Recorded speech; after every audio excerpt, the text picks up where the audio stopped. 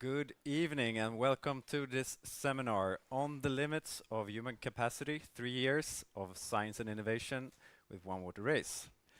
My name is Marcus Moberg and I'm an associate professor in exercise physiology here at GIH. And together with me tonight I have Thomas Ugander. I'm the founder and CEO of One Water Race, and as Marcus said, we have been working with this for 3 years, but the race has been going on for 5 years. So that's the background to this.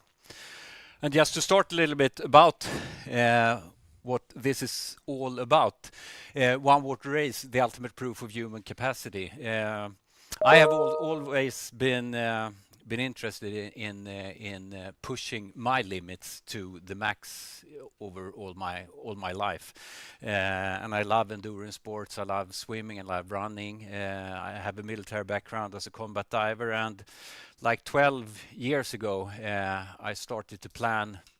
I thought it would be fantastic to swim and run over the whole Stockholm archipelago, 30,000 islands, from Arholma in the north to Landsort in the south. And about 6 years ago, me and my training friends, we did it. We did it within 3 days, and then I realized that this is something that I have to do something about. I really want to try to create an event or a race that actually see what is actually possible for us humans when it comes to human capacity.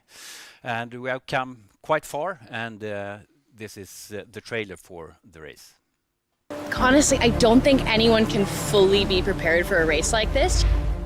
It's so unique to any other event in the world. It's overwhelming, even for experienced racers. It's a whole different beast to actually be out there. It's just you against nature. The most beautiful race in the world. The most mentally, physically, and emotionally challenging event in the world. As it puts you in a situation that forces you to dig deeper than you ever thought that you could. It's about pushing boundaries. It's a real pinnacle to actually finish this race. Only a handful of people in the world have ever done it. Without a question, it's the toughest. So we have the Stockholm archipelago. It's a quite far distance, and the race concept, I would like to have it quite straightforward, just the human body against or with nature. So the distance overall, it's about 250 k's, 200 k's of running, and 50 to 70 k's of swimming. There are no track, first to finish. You compete in teams of 4. You have 1 support crew, and then you have 3 team members, both sexes in the team, and you race all together non-stop. And the first race we did in 2022, we had a winning time of 48 hours, and then we have winning times of 60 hours and 52 hours, and now this year around 54 hours. And the race is also divided into 5 sections. There are no track, so it's running, swimming, and orienteering. So when the racers starts, they just know that they're going to Arholma. There are some unknown checkpoints at each stage. So when you start the race, you get the map over the first stage, and you need to make your plan over that. What kind of route do we think is the best for what kind of capacity do we have when it comes to swimming and running? And then it follows like this throughout the race.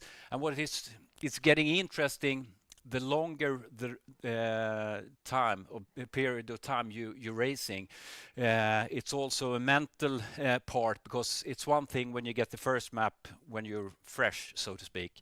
It's another part when you get like the 5th map down here after 45 hours, and you need to make the strategy on the way forward, so to speak. So I've tried to put all different kind of pieces together to make it as possible as you can. And of course, the race is in late August every day, so we have the complete darkness during the nights as well. And there's a lot of people asking, okay, who wants to do this race? And there's a lot of people want to do this race. It's an admission process. So we handpick the best teams in the world, and we have had teams from almost 5 continents racing over this years. And it's also, when it comes to the science and research part, a playground for Marcus, and apart from me as well. Sounds fun, right? Yeah.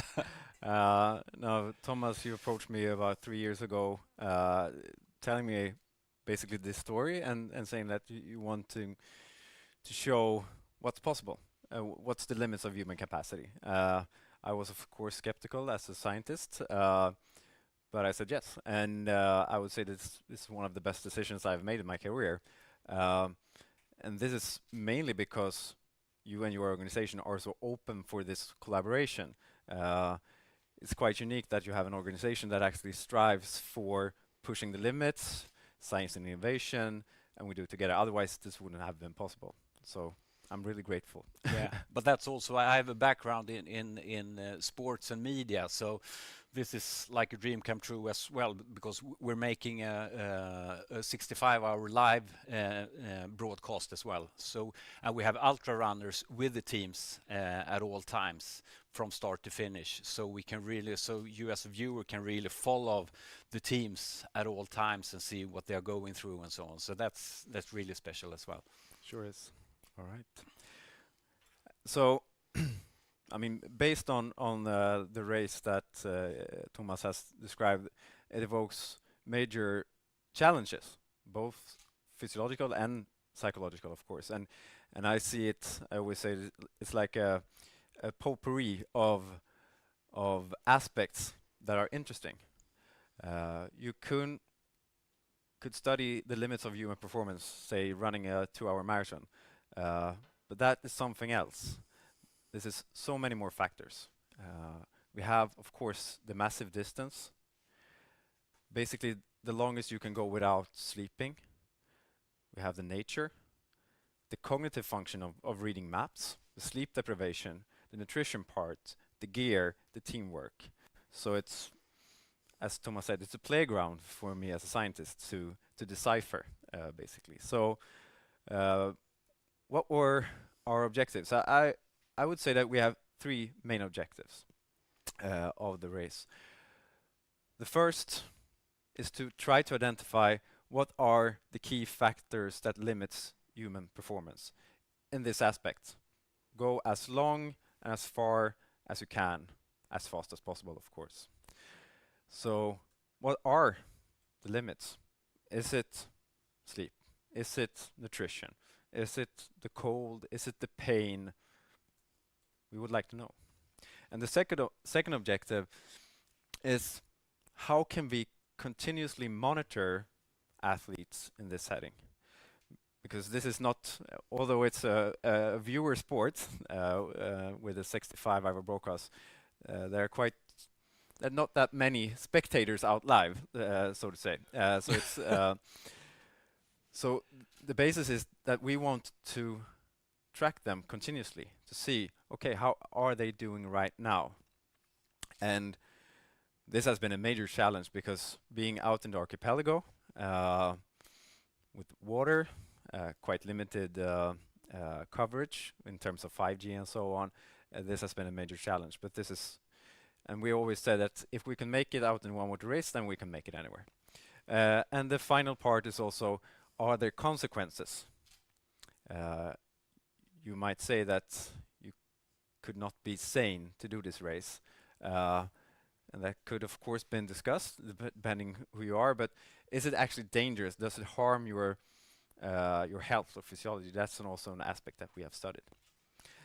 So today we will try to summarize what we have done so far, basically.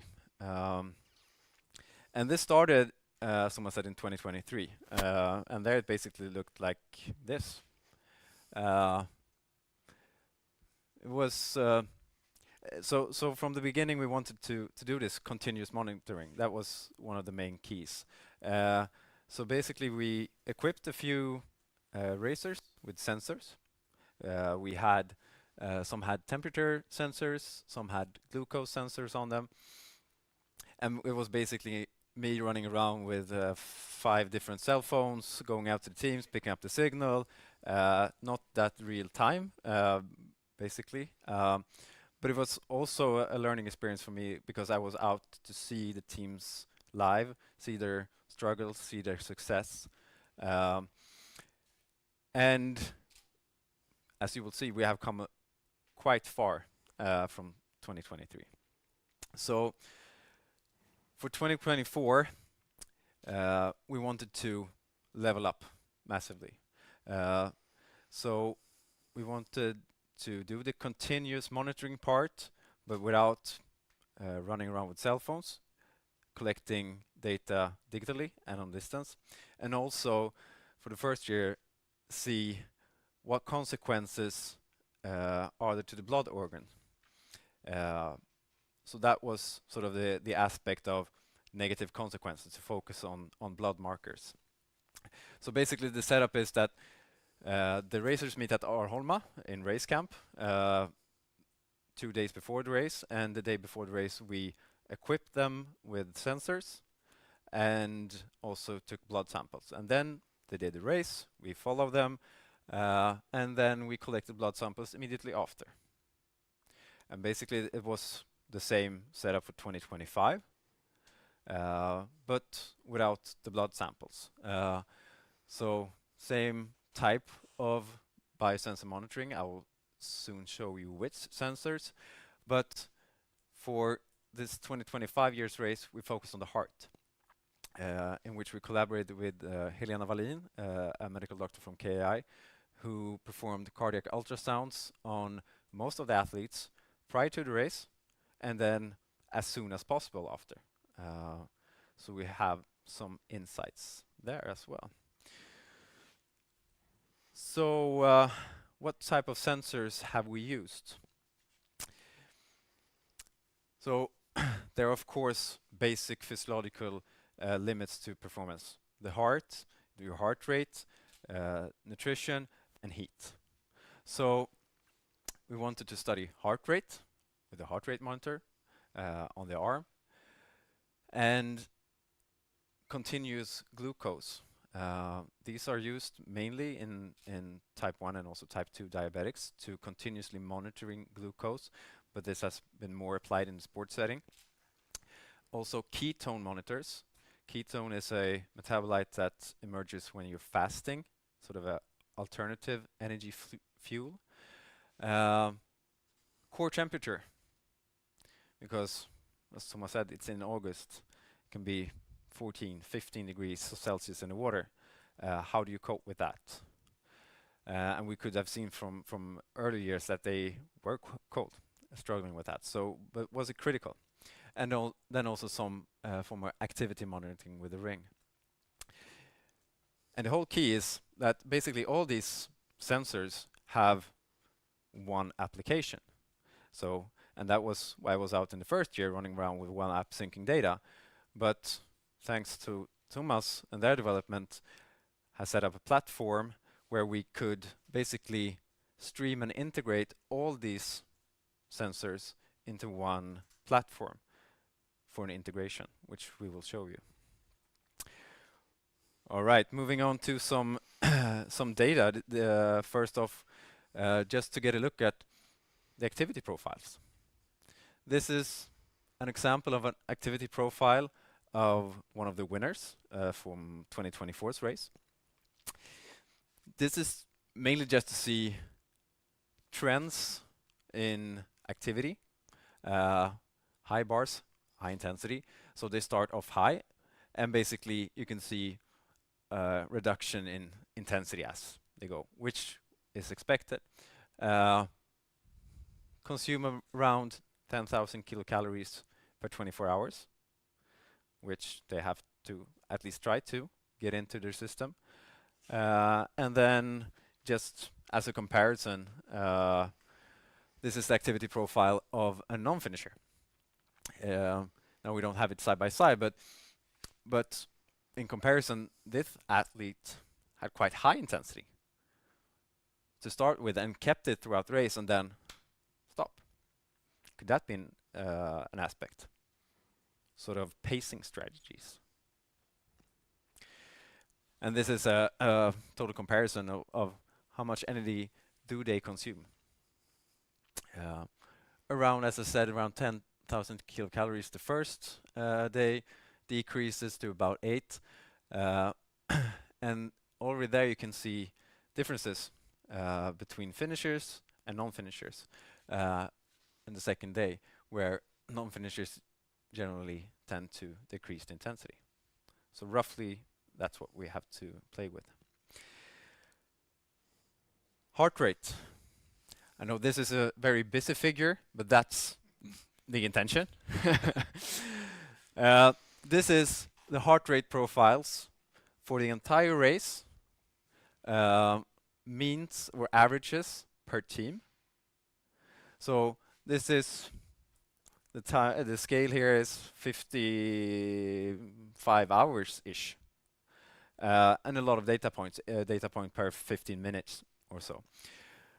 But this is just an idea to show you the massive amount of data that could be generated.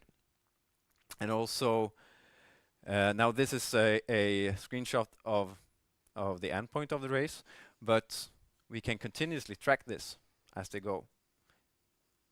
We sat on Briggen till Kroner, but you can also be anywhere in the world. And this is a graphic of what's called route replay. Basically, as the teams move from the start to checkpoint 2. And here's basically the power of the data where you can do race analysis.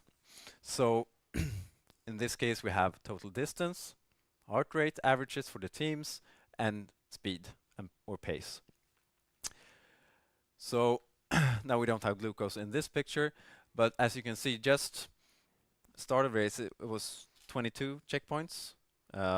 So just sort of 10% towards checkpoints, and they already covered difference in distance, sort of everything from 9 up to 13 kilometers for just the first 2 checkpoints. And differences in pace, as you could see. But here, for example, we look at team number 6, 12 kilometers, 150 beats per minute, and a pace of 6:54, compared to, let's say, team number 9, which had about, by average, 20% higher heart rate, but a slower pace. So this is just an example of how you can play with the data, do it real time, and do really nice structured analysis of comparisons by the teams. And more busy figures. This is the glucose values or the profiles throughout the race, averages by teams. Basically, it ranges from 4 to about 8 to 10 millimolars. If you're not knowledgeable about the normal limits, the normal fasting values of glucose around 4.5 to 5 millimolars, which is supposed to be a normal meal. It goes up to about 8, and then it should go down. Below 4, it's called hypoglycemia, where your physical performance and your cognitive function go down. So basically, this is just to see that in average, they kept a good glucose. There were very few instances where they got hypoglycemic. Very few. So that's quite impressive. And as you can see, up and down. And especially towards the end, where they dip and then they feed and they go up and down. So it's generally, I was a bit surprised. I would had expected more instances of hypoglycemia, but that does not seem to be the case. Although, if an athlete has hypoglycemia for 30 minutes. It's a short amount of the race, but 30 minutes could be quite long either way. So, and as with the other data, we could get this in real time. We can do comparison between teams. So it's also the power of data. And finally, looking at the data generation, body temperature. So we know that they are cold. We've seen that. And if you watch the live view, you can see that they are really struggling with the cold. Going up from the water, looking like this, trying hard to move. But is it critical? Well, we haven't found support for that it actually becomes critical. So for the first, this is actually data from race 2024. The lowest scale on the y-axis is 37 degrees, sort of normal body temperature. And basically, we don't see decreases of body temperature below 37 degrees. Even though it's cold in the water, they have proper wetsuits and they move continuously. And they were actually almost overheated to start with. It was quite a warm start, I remember. And they packed on good with neoprene and then started running in 20 degrees in sun. And then you get overheated. So it's a balance. And then you go into the water and it's 14 degrees for 2 hours. So it's a balance there, but no instances of critically low. That does not mean that they are not cold. And you have to distinguish between being critically cold, hypothermia, and feeling cold. Even though it's not the same, I compare it to a fever.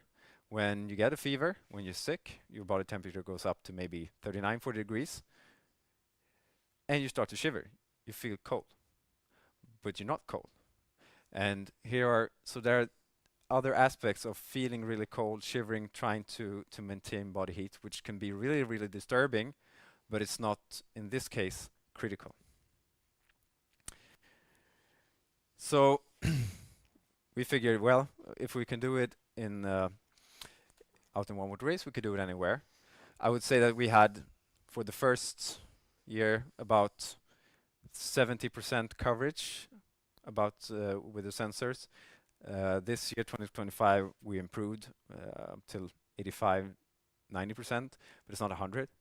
But we don't expect to, because they're in the water and it's out in the archipelago. So we, to use this concept, we did a pilot in Lidingöloppet with 3 runners. 2 less experienced and 1 experienced, sort of 1 elite. So the yellow is the elite runner starting earlier. So here we had body temperature, glucose, heart rate throughout the race.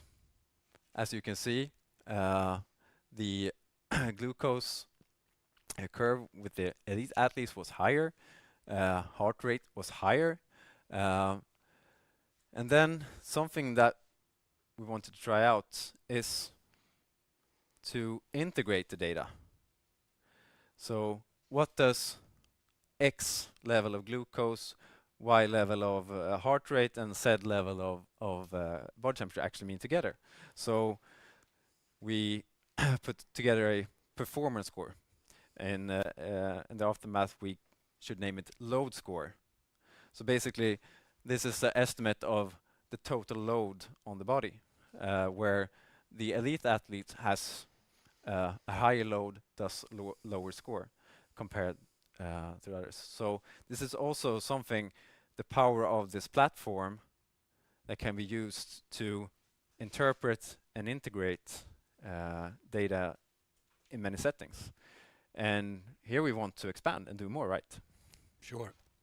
Absolutely, and that has been also the plan from the beginning. I was working with the part with the Swedish Olympic Committee in 2015 into the 2016 Summer Olympics, and already then you could add microsensors into the fibers and so on to pick out data and so on. So that's where I started from my mind, and when we started One Water Race, we started to build this kind of platform so that we could bring in all kinds of sensors and all kinds of trackers and so on. And in this area of industry, there's a lot of innovations coming all the time. And the purpose with this platform is to be able to just put in all kind of new innovations into the platform.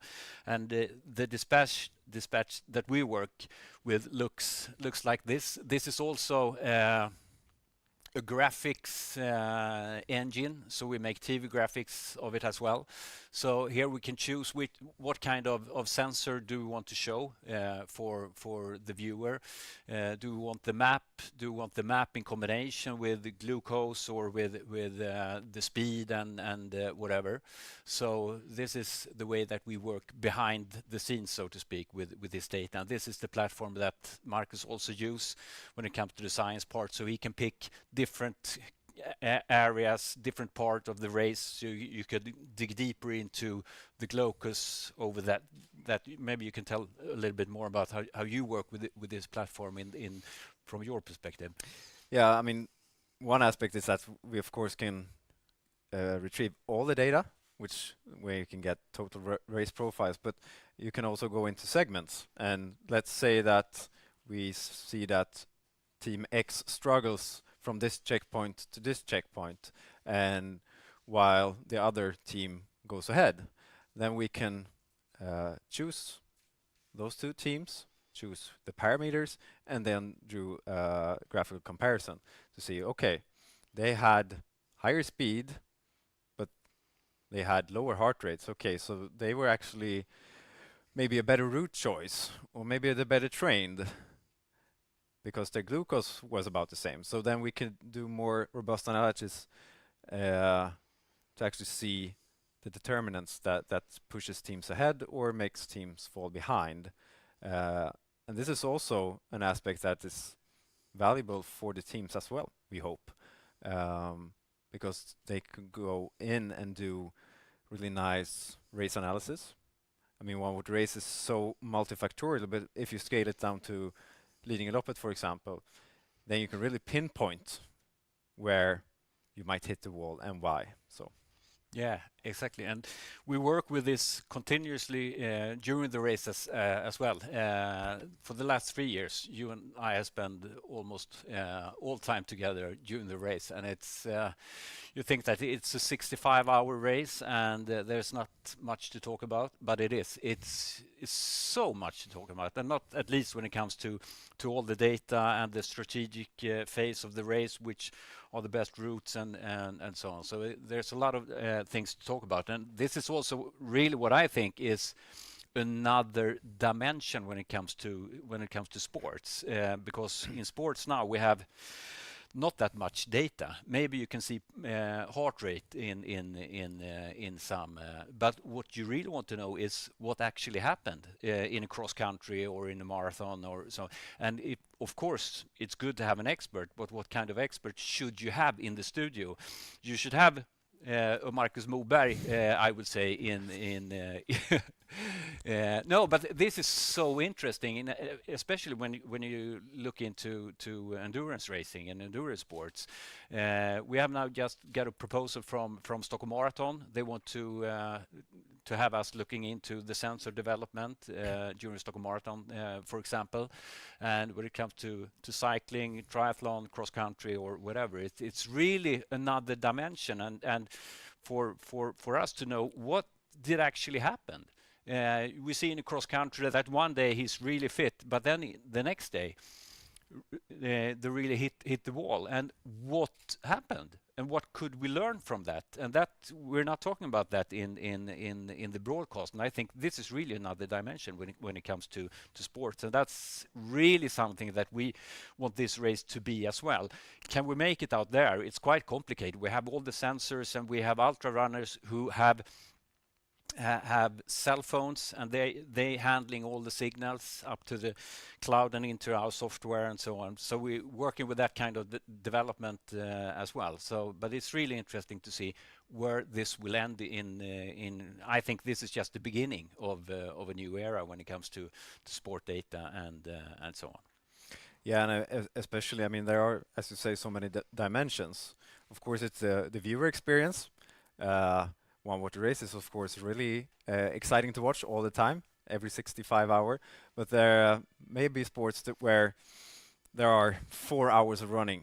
How do you make that interesting to look at with data?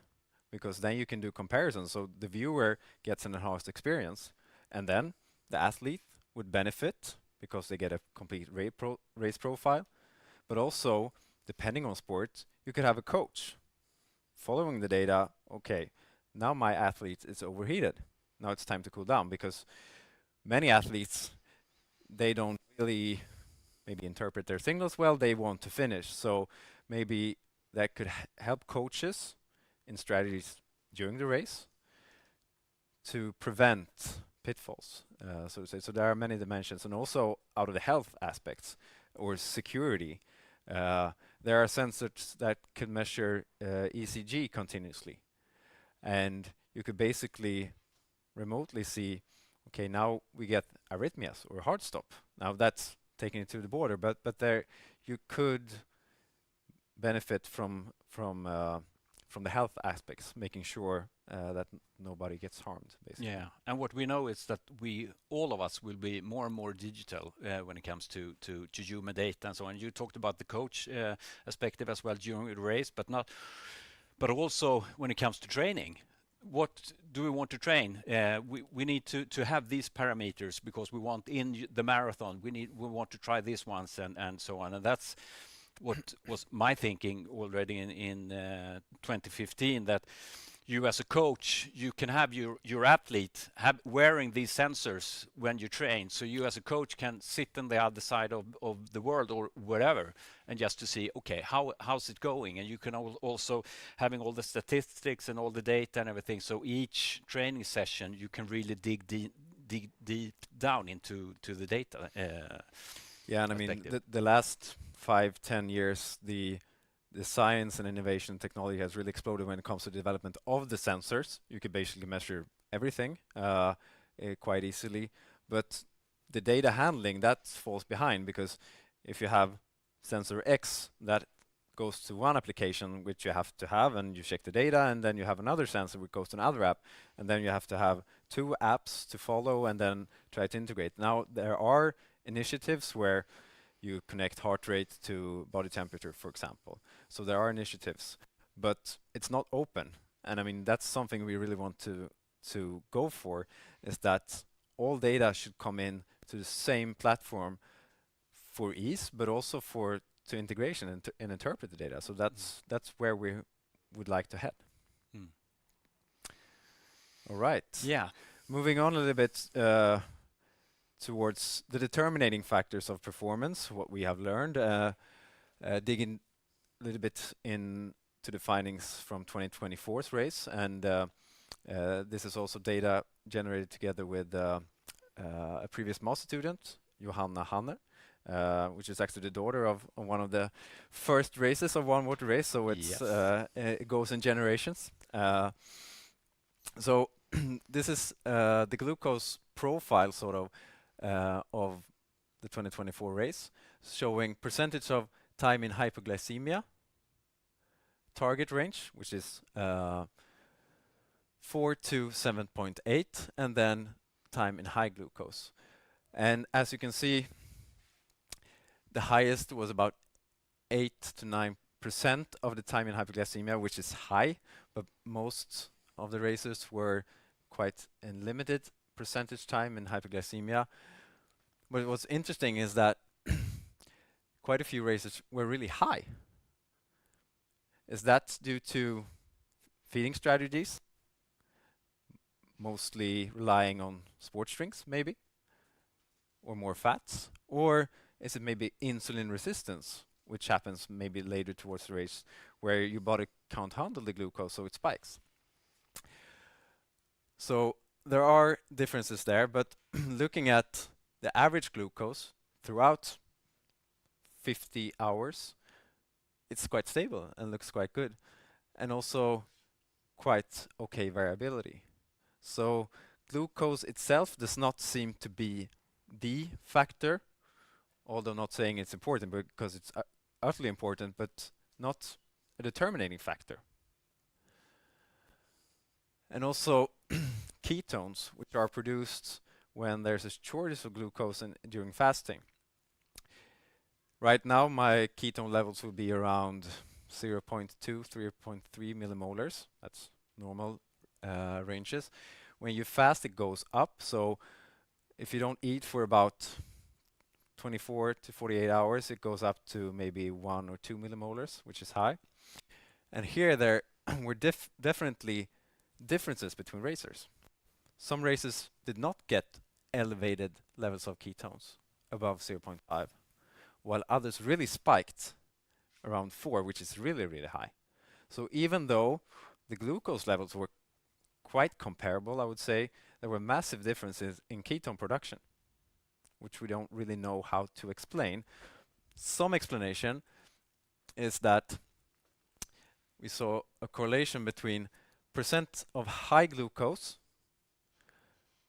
and time above 0.5 in ketone levels. So if you had high glucose over a longer period, you had lower ketone levels. So that's some indications. And also we found one case with one athlete that felt really deprived of energy, really cold, and that athlete spiked in ketones. So we see instances where sort of energy supply is limited, ketone goes up, and you feel deprived and cold. So that is, of course, a critical factor. And to the heart, quite fancy pictures delivered by Helena Wallin. This is cardiac ultrasounds from this year.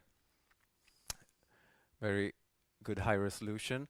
So there's a lot of talk about endurance racing being bad for your heart. Is it really? Or does the heart take impact? Or is it a negative impact of doing this?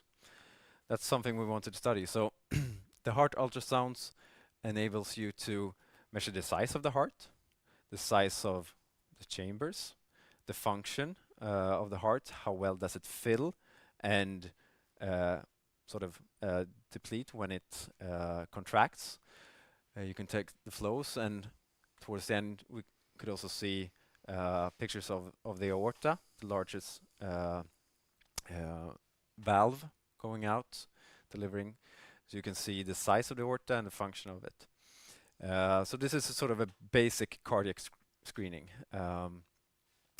And so far we have not found any instances of the hearts of the athletes at baseline being in a poor conditions. On the contrary, they were large, well-functioning, and healthy. And now this is preliminary so far because the analysis is not fully completed, but as of yet we have not found any indications that the heart function decreases after the race. And these scans were done everything from around an hour up to 12 hours-ish after completion, which is quite soon after. And if you don't see anything immediately after, you don't expect something to be worse. So as far as we can see now, it does not seem to be harmful, which is, of course, good. Now this is data from 2024, where we took blood samples. And we had a quite neat equipment, which is a blood scanning machine, which does a complete blood count within 10 minutes. And basically measures all types of blood cells. So you have the red blood cells, which delivers oxygen, and you have the white blood cells, which are a part of the immune system. So we took blood before and after. And up to the left we have white blood cell count, which indicates activation of the immune system. And as we expected, it went up. Some cases really high. That was, of course, expected. And then we also looked at red blood cell count, so the number of red blood cells, hemoglobin, which is a marker of red blood cell count, and also hematocrit, the percent of the blood that constitutes of red blood cells. So all the markers there went down. In the beginning, I would have assumed that hematocrit would increase due to dehydration, because if you become dehydrated, sweat a lot and don't drink, then your blood volume decreases, which would indicate an increased hematocrit. But on the contrary, they were not dehydrated, and we could actually see that the red blood cells had been broken down. So due to shear stress and more factors likely, the red blood cells get damaged and rupture, which indicates that they get a reduced oxygen bearing capacity, or a reduced exercise capacity, which takes weeks to get back. So in this sense, it's negative because you get a reduced exercise capacity, but on the contrary, after a few weeks, it goes back. Just summarizing also that the athletes that did not finish generally had a larger increase in the lymphocytes and monocytes, which are white blood cells, which indicate that the athletes who did not finish had a larger activation of the immune system, which is likely due to injuries, more stress to the body, and as we know that some athletes had to pull out due to medical issues, so that was also expected. But on the contrary, the finishers had a larger reduction in red blood cells count, which indicates that the longer you exercise, the more destruction of the red blood cells occurs. And now over to something that we haven't specifically studied, but seems to be a critical factor for actually finishing the race. There is a condition called swimming-induced pulmonary edema, SIPE. Pulmonary edema means that the lung cavity gets filled with fluids. So this is a normal MRI scan of the lungs, large, and this is pulmonary edema, where fluids has gone into the cavity and then basically reduced your capacity to breathe. Now, this is of course not good for your exercise capacity, as you can imagine. And generally, when you look into the data, this generally occurs in open water swimming when it's cold. And the prevalence is about 1% if you go into the literature. But we have had one severe case each year, 2023, 24, and 25. And this year's we had at least 2 to 3 mild cases of it, which led to pulling out of the race. And actually, this year was very severe, where the athlete had to be picked up by ambulance helicopter to the ICU immediately. So why is One Water Race so special in this case? There are, of course, contributing factors. Cold water, tight wetsuit, and also compromised ventilation, especially because there's a lot of swimming where you lie in the water, no optimal breathing, there might be a lot of waves, so you don't can fill your lungs properly. So basically, it occurs when there's a massive pressure towards the chest constantly, while there's a large circulation going on. So basically, the fluids in the blood pushes out in the lung cavities. So this is something that limits the capacity to complete the race, and we can come back to limiting factors in the end. Just one final aspect that we studied is also sleep. Now, the effects of the brain and the sleep is something that we really would like to go into more deeply. That might be the focus for 2026, because sleeping or reduced sleeping is a very well described phenomenon afterwards. We had one racer describing almost like PTSD afterwards, and that is quite a few racers. I know last year Marcus Hultgren, one of the racers, he described hearing like the horn sound which his support crew used. I can't remember the exact sound, but it was quite intense, and he could hear that for months afterwards. Yeah, yeah, and we had one guy, as you talked about. He I think it was like 3 weeks after the race. Every time he went to sleep, he vividly repeated the race during his sleep every night for about 3 weeks. Yeah. No, maybe it was fun. I don't know. No, but there's a lot of athletes describing this, and very poor sleep quality in general, and yeah, a lot of memories, dreams about it. So it definitely, I think we can compare it sort of to a PTSD, because it's so much impact, the stress, the cold, the open water. You might tell them about Danziger, because you didn't explain that. The sleep deprivation is really tough, and what we can see over these years is that the race, it starts after about 36-40 hours. That's where the race really starts, and that's when you see at the non-finishers as well. And over the years, we had the first year we had maximum 10 teams started. The first year we had 3 teams that made it to the finish line for 48 hours. Then I thought that, okay, they can make it in 48 hours. Maybe we can stretch it a little bit longer. We did for year 2. Then we had a winning time of 60 hours and 1 team finished.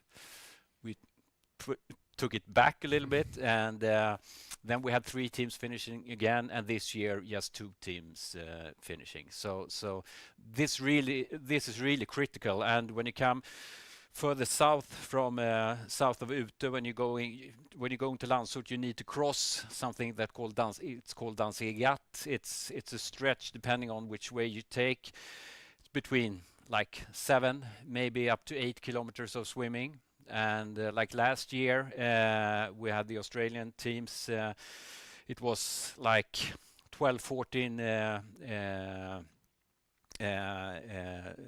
meters per second in the winds, and about 1 meter high waves. And that swim took them 3 hours and 45 minutes. And they are not allowed to touch the boat or anything. So just go non-stop. And the year before it was the conditions were much better, so to speak. But then they had a winning time of 60 hours, and then they told that they didn't really know if they were awake or if they were sleeping during the swims. So it's because it's quite rhythmic to swim, and but then they realize that they hear something, they hear the boat, they hear the support crew and everything. So that's but that's a really interesting part of the race when the sleep deprivation really kicks in, so to speak. Yeah, and I mean that really states the sort of the extreme of this race, that you need to swim for 3.5 hours after exercising for 40-45 hours and in open water, pitch black. Yeah, that just states it all. But as we know, of course, sleep quality goes down afterwards. Now this is just the post night, so this is something that we really would like to go into. How does this track weeks after? We could also see that the temperature went up. Some got fever because they had a massive infection. their heart rate variability goes down, which is a sign of stress. So this is sort of, this we could have guessed before.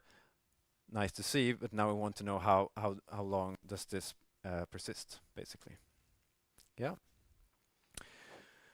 So what have we learned so far? What can we conclude on the limits? Well, we can say a few things. First of all these athletes are really well trained. This is nothing you can do without a long history of endurance training, but sort of the top fitness, the VO2 max, does not seem to be critical. That's not the determining factor, as it may be in running a marathon under 2 hours. You have to have a high oxygen bearing capacity, but it's not the limitation. That's for sure. Yeah, and then it's such a long race, and you need to be able to finish. You need to keep up the pace from start to finish. You cannot slow down, you cannot stop, which means that you need to be activated at all times. So that's what you can see as well, and that's when it comes to the sleep deprivation part. It's easy to make wrong decision, or you decide in the group that, okay, wouldn't it be perfect to take a short nap or maybe just relax for 10 minutes? Which, do you need it? Maybe not. But in your mind and in the group, that's the reality, and that makes you stop. So that's one part of it as well, for sure. And it's not a fast race. It's all about keeping the pace at all times and never stop. Yep. But that's also we have. If you complete the race, you enter and exit between 130 and 150 islands as well. So it's all about planning as well. When you're entering the water, you need to know that now we're entering the water. We need to get up the gear and be ready for swimming. And then when you after the swimming, when in the exit, you need to start running immediately and so on. So it's a lot about planning as well at all times. Yeah, and especially with the intensity. If you could remember the heart rate, sort of. It's quite high for about 45 hours, then it continuously decreases for about 10 hours, and then it's quite stable. After the first 10 to 12 hours, it's quite flat in that sense. And body temperature does not seem to be the critical factor. They're not in hypothermia, although it's can be mentally disruptive to be cold. They're shivering all the time, and it's mentally disrupting, but it's not critical in that sense. Yeah, but it's feels like that. Yeah. Like this year, it was like between 14 and 50 degrees in the water, which is quite okay, I would say anyway. But it was quite cold in the air, so the racers got quite cold, and all of them almost are talking about this was the coldest year, so to speak, and some of them have never been that cold. And we understand that, but when it comes from a medical part, it's not an issue. But from a mental and, of course, a shivering part, because they shiver like hell. Yeah, and you get quite humble, because when you stand on the side with like 4 layers and then have a nice hot meal, and it's like, ooh, it's a bit cold, and you see them, then you get really humble. But it's not critical. That's the key. Yeah. But that's also when it's swimming and running, and when we plan the race as well, we plan it from a perspective, because the race never looks the same. We also plan it like, okay, if we put a checkpoint here, then there's a lot of swimming. Then we need to put the next checkpoint, so it will be more running, so you can keep up the warmth, so to speak. And a lot of problems that the teams has is that the islands are too small in some parts, so they never, they're not getting warmer during the runs, so to speak. But that's also a planning for the team. If you know that, you should have taken another route with bigger islands. So it's a strategic phase as well. So it's totally up to the team which route they are taking. That's also, that's also the part of the race. Yeah. do we have more? Yeah, of course nutrition is key, but it does not seem to be the determining factors between finishing and not finishing. So it's definitely important, and as you say, Thomas, it's a eating game. It's an eating competition for sure. Yeah. So and we can definitely see from the teams being successful, they're really good at eating. And if the gut fails, then the race is failed. So that is for sure. But if you have a proper nutrition strategy, it does not seem to be the determining factor of finishing or not finishing.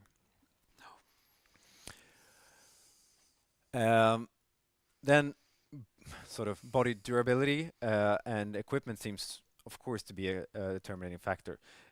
Avoiding injuries, shaves, discomfort, basically, and be able to have the grit to cope with the pain, basically, because there is a lot of pain.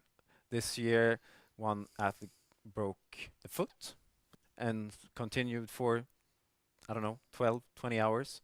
Didn't complete, but yeah. So that is a good example of having a durability in that sense.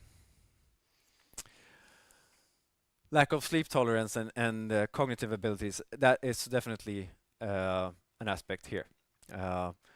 We talked about sleepwalking, falling asleep while swimming and so on. That is a key because you have to make good decisions, both navigation, but also have the mental strength to actually continue while it hurts, while you're cold, and so on. So your ability to cope with sleep deprivation and maintaining a cognitive function that seems to be a major key. Yeah, and this is also when it comes to planning the race, we know that there are interesting things happen after 45, 50 hours when it comes to the cognitive functions and so on. That's what we need to measure and look closer into as well. Yeah, and finally, what we say is preparation, task focus, and teamwork seems to be really critical. And especially preparation. These athletes have, as I said, been training for endurance event like this for many, many years. So they are really, really fit. So they have really prepared for that. They may have prepared for a lot of swimming, prepared for a lot of running, but maybe, I mean, how often do you do exercise for 48 hours and stay awake for 2 nights? That is something that is hard to prepare for, but you have to in that sense. And also plan for different scenarios, perfect equipment, and especially prepare yourself in teamwork, which they do excellent, I must say. It's especially the teams that make it to the finish line. They are like machines, and they know each other, and they push each other, and they just go. So preparation seems to be a major aspect, but as we said in the beginning, there are many aspects to prepare for, and this is only once a year, so it's hard to prepare, but that seems to be the key. And there are just one team that has been able to finish at all races, and we have discussed this so much. Why can't they make it? Because like this year we had 10 teams on the start line, just 2 teams were able to make it to the finish line. We have some, of course, injuries and so on, but in the end, what is why do they not make it? Is it because they're not prepared for what happened? Some people got sick, and where you really need to know, were they sick? Not from that perspective, but over the years, when it comes from a mental part, because when we look at the data, so to speak, we know that there's nothing wrong, so to speak. So in the end, what is it actually that you need to be able to cope with the challenge? And I would say it's, as we have discussed, it's the preparations for these kind of things that happen during the race, and what's happening for you individually after 40 hours, and for you as a team as well. How do you work together to be able to support each other and so on for this long period of time? And as you said, there's not many that train for like 40, 50 hours, but you need to do that because in the end, it's more like a mental challenge, I would say. We talked to some of the racers that say that in the end, it's about 80% a mental race. And we know on the starting line and over the years, of course, we have some injuries and so on, but more or less, there are no team that have finished because from the physical perspective, it's not that. Yeah, and I mean the take-home message is simple, maybe quite boring, but true, as it is in other sports, that you have to prepare for the task ahead. Even if you do a marathon or do one with race, you have to prepare for everything, and that is really difficult to do. At least if you compare to Stockholm Marathon, yeah, you can go out and run quite easily. So it's difficult to prepare, but that's the take-home message. Yeah, but I think also, as we said, the race starts after 36, 40 hours, and one part I would say is the mental part, because if you have been racing for 36, 40 hours, it's a huge amount of time. But in this race, you have more or less just done half of it, and then when you look at the maps, you look at the distance, you know what you have been gone through, and you have more or less the same distance left. That's a mental challenge.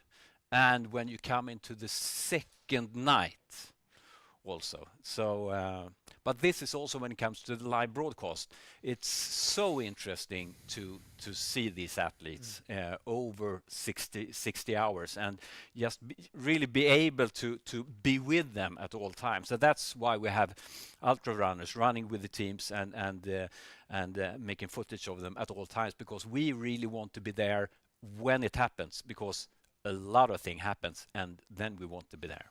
Yeah. And what happens next? Yeah, we are in the admission process now for One Water Race 2026, and then we have teams from all over the world, and they send in their applications, and then the teams that we think have the capacity to do One Water Race, they need to fill in a race strategy as well, which is part of being prepared, where we ask questions about pace and how to handle different kind of situations and so on. So that's where we are now. Yeah, and we're definitely working on the usage of the platform in different scenarios. So that's something that we really believe in. Yeah. And we'll try to use it in different directions, because we really believe that it has power and value, not just in endurance sports, but team sports, health, you name it. So that's something that we will continue with as well. Yeah, we really believe this is the new era of sports, and take it to a new level and to a more scientific level. It's fantastic. All right. Okay. Thank you very much for listening. Yeah, thank you so very much. Sorry for being late. Yeah. No. Thank you.